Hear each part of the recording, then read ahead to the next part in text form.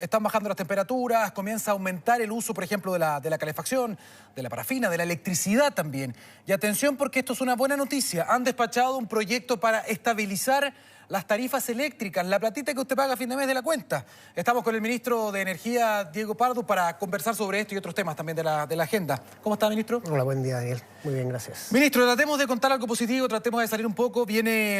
Está bajando la temperatura, insisto, la gente está preocupada por, uno, las deudas que tienen a lo mejor con la luz y qué pasa con la cuenta, que siempre suele subir, ¿no?, en esta época del año.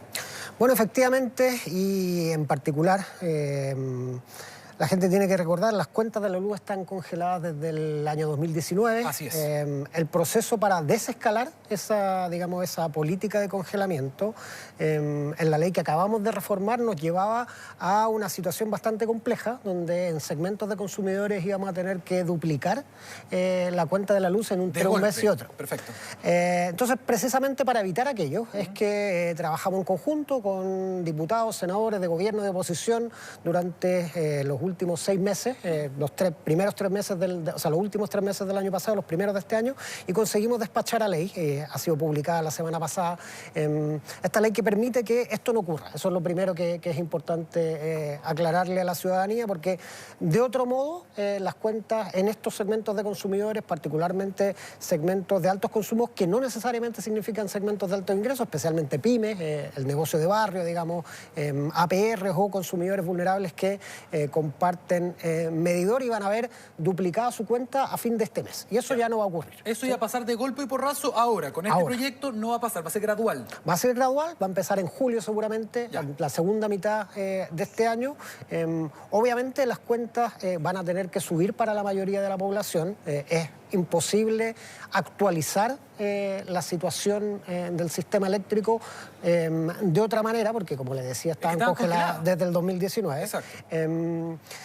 Pero lo van a hacer de manera gradual, de manera paulatina y, digamos, con aumentos razonables por un lado y por otro con una política dirigida a los consumidores más vulnerables de subsidio. Entonces vamos a, digamos, para la población general lo que vamos a hacer es absorber estas alzas muy grandes que habrían tenido que ocurrir y graduarlas en el tiempo, y en el caso de los consumidores vulnerables vamos a llegar con un subsidio por primera vez en nuestra historia para mitigar, digamos, y en el caso de los consumidores vulnerables para disminuir el costo de las cuentas de la luz. Quiero ir con el subsidio para que lo expliquemos bien para quién está destinado, pero antes, ¿cómo se absorbe justamente? ¿Cómo se hace que esto sea gradual? ¿Cómo se logra en simple? Alargándolo en el tiempo, o sea, vamos a tener 2 periodos, uno hasta el año 27, digamos, y otro hasta el año 35, el periodo más estresante es hasta el año 27 y después hasta el año 35. ¿Dónde van a ir subiendo mes a mes? Van a ir semestre a semestre, vamos a tener, digamos, las cuentas se actualizan o se deberían actualizar semestralmente, eso es, digamos, un ritmo que habíamos perdido después del 2019, pero lo vamos a retomar y de manera gradual y de manera paulatina, pero estirándolo en el tiempo. Básicamente no hay la receta no es mucho más que eso. O sea, porque tampoco hay magia, o sea, que también hay que explicar, esto estaba congelado, entonces ahora para que el aterrizaje no sea tan duro, va a ser de a poco, va a ser gradual. Efectivamente, y yo creo que es importante que la gente recordemos que si esto no lo abordamos ahora, o sea, ahora que digamos que la inflación está razonablemente contenida, que tenemos mejores expectativas para lo que resta del año y los siguientes en materia económica, se puede transformar en algo más complejo incluso. Si uno mira lo que está ocurriendo en Argentina.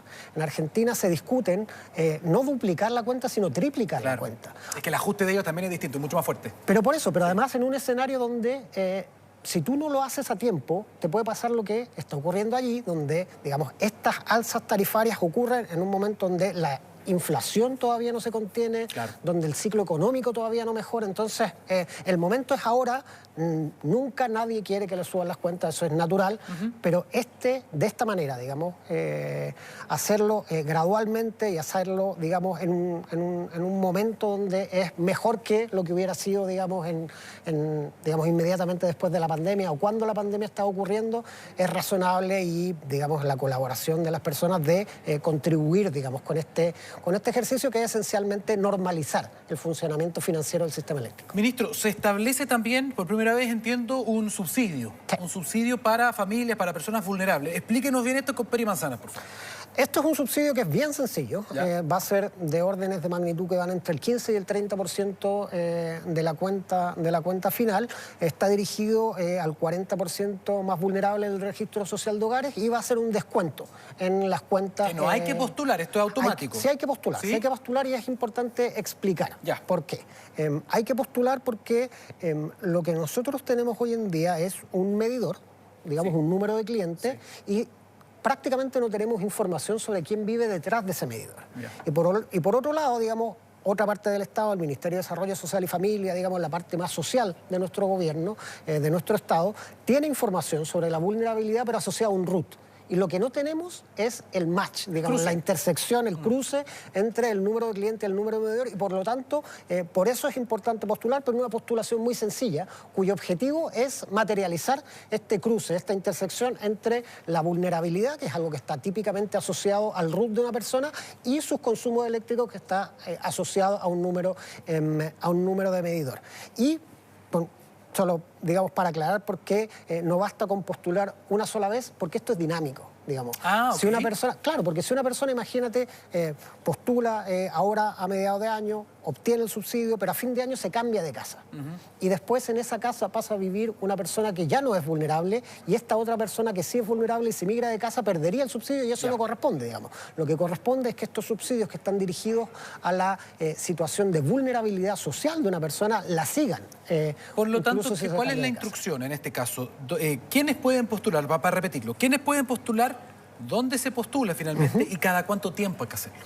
Se va a postular cada 6 meses. En lugar de postulación, nosotros vamos a tener una plataforma online, digamos, una plataforma electrónica para su postulación. Por cierto, en las situaciones de vulnerabilidad, especialmente en personas mayores, esto puede ser una dificultad de acceso. Por lo tanto, estamos trabajando en canales presenciales también con el Ministerio de Desarrollo Social y Familia, que, digamos, están facilitando su canal presencial que tienen en todas las municipalidades. También a través de las compañías de distribución eléctrica tenemos el compromiso, estamos trabajando con ellos para, digamos, en este esfuerzo público o privado, sus canales presenciales, sus oficinas de atención y también sus oficinas móviles colaboren en la postulación de este subsidio. Entonces, va a haber una plataforma... ¿No está lista todavía? No está lista todavía, porque todavía no están abiertas las postulaciones, van a abrir en la segunda mitad del año, pero va a estar disponible esta plataforma. La idea es tratar de centralizar ahí la mayor parte de las postulaciones. Es una plataforma muy sencilla que solo busca este cruce de información entre número de medidor y RUT de las personas vulnerables, pero también va a haber disponible un refuerzo presencial especialmente dirigido para aquellas personas, adultos mayores, personas en situación de vulnerabilidad para las cuales el acceso digital es una brecha de acceso. Para que las personas también entiendan respecto de este subsidio, más o menos un ejercicio tipo, a lo mejor, ¿cuánto es el descuento que podría haber? Entre un 15 y un 30%. ¿Por qué es variable? Porque depende de la cantidad de personas que tenga un hogar. No va a ser, esto es un subsidio que está dirigido al consumo eléctrico. Y el consumo eléctrico es distinto en una familia con una sola persona que en una familia con 3 o 4 personas. Entonces, pero la idea es un poco más complejo que eso, porque tampoco es cosa de sumar los consumos.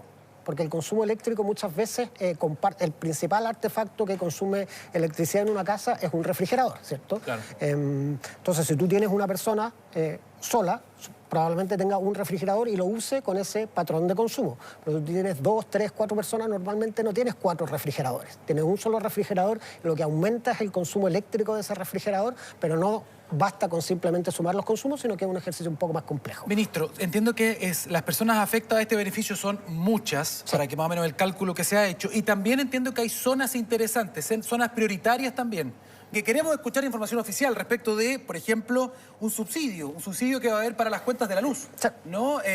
Para las familias más vulnerables de Chile. Lo estábamos hablando entonces, solamente para recapitular, muy sencillo. ¿Desde cuándo y cómo se puede postular a eso? En la segunda mitad de año se va a abrir este periodo de postulación.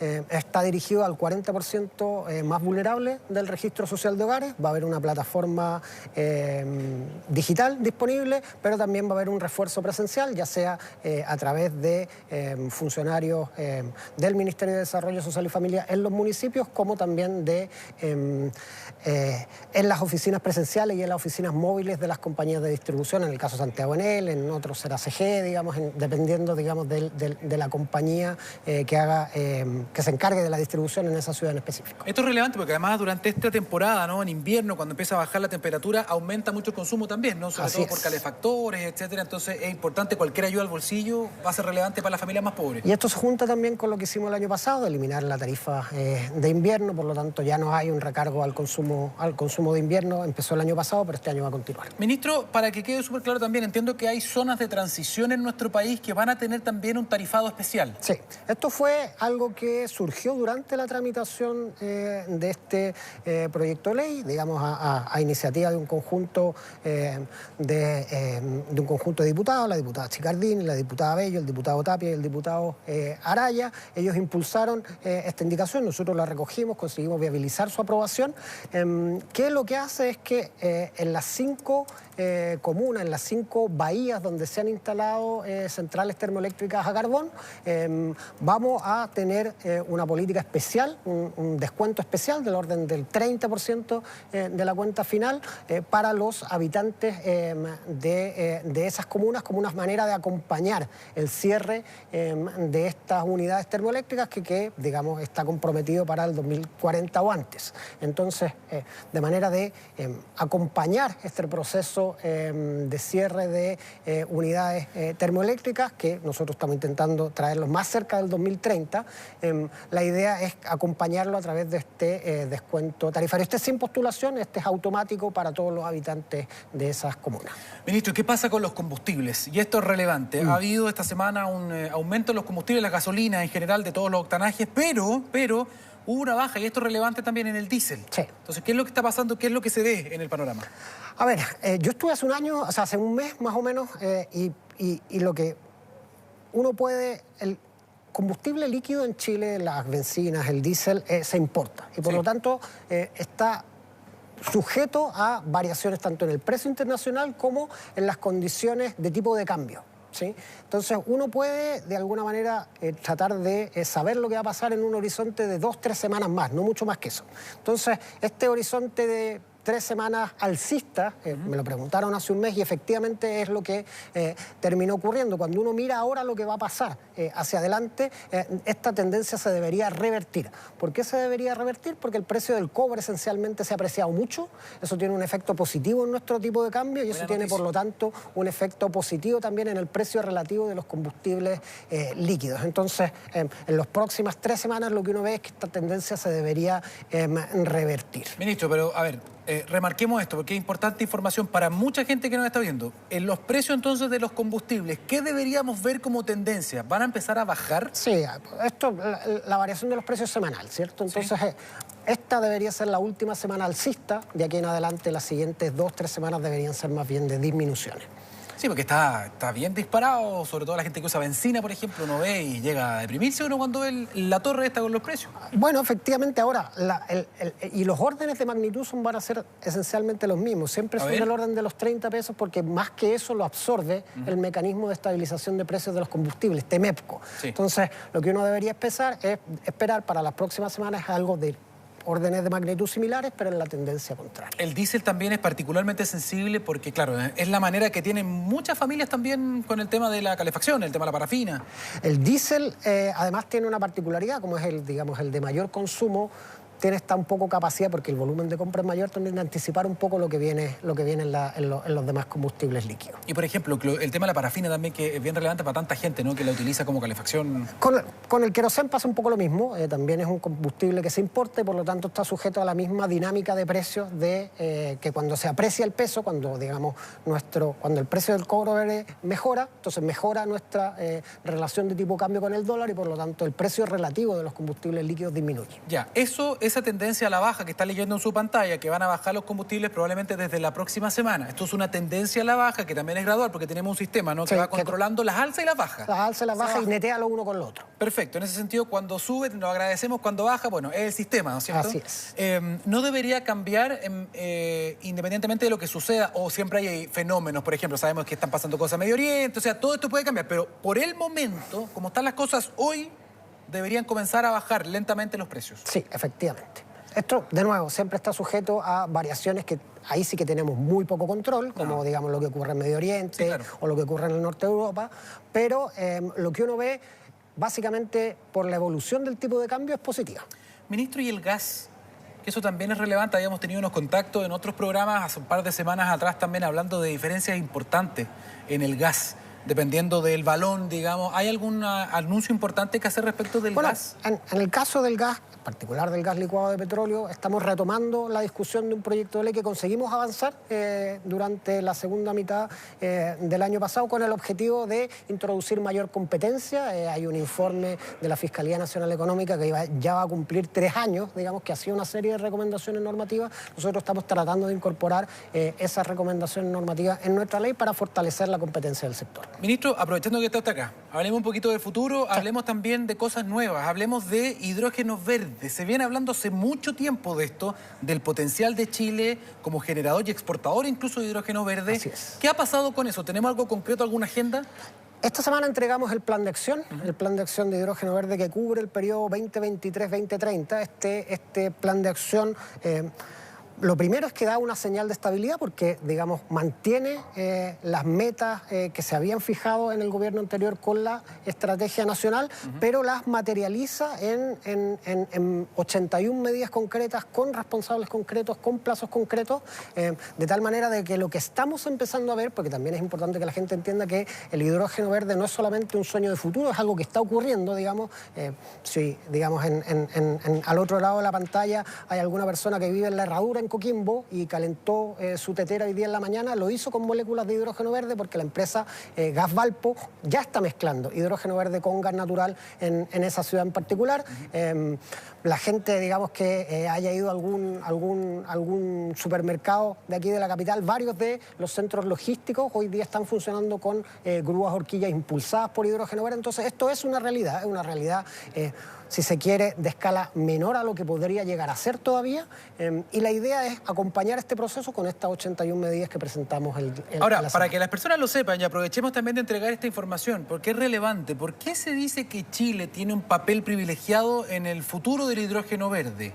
Expliquémoslo bien también eso, porque nosotros tenemos una cantidad de energía renovable. Por dos cosas. Primero, por la fortaleza de nuestros recursos renovables. El sol en Atacama brilla más días del año y con una mayor intensidad que en cualquier otra parte del mundo. El viento sopla en la Patagonia con más fuerza que en ninguna otra parte del mundo. Entonces, nuestros recursos naturales son más fuertes, más intensos. Los factores de planta son mayores que en cualquier otra parte del mundo. Y por otro lado, estos son iniciativas, estos son proyectos que requieren hacer una inversión muy grande al comienzo, sujeta a un montón de incertidumbres sobre cuándo te van a comprar el producto, dónde te lo van a comprar, si es que tu tecnología es la correcta o no. Por lo tanto, todos esos riesgos exigen que el país que recibe las inversiones sea un país estable. Entonces, por un lado, la fortaleza de nuestros recursos naturales es muy importante, pero también la fortaleza de nuestras instituciones. Y en ese sentido, el hecho de que, digamos, al presentar este plan de acción, tuviera una expresidente de la República, pero también exministros de gobiernos anteriores involucrados en la redacción, es una señal que, al menos lo que nos dicen cada vez que yo salgo de Chile, tengo que ir a alguna de las conferencias es que esto es efectivamente una visión de Estado, es una política de Estado y que es lo necesario para este tipo, digamos, de iniciativas que, como te digo, requieren un esfuerzo económico muy grande de las empresas al comienzo y están sujetas a una serie de incertidumbres que tratamos de limitar con esta medida. Perfecto. Ministro de Energía, muchas gracias por estar acá. Diego Pardo. Muchas gracias, que esté muy bien.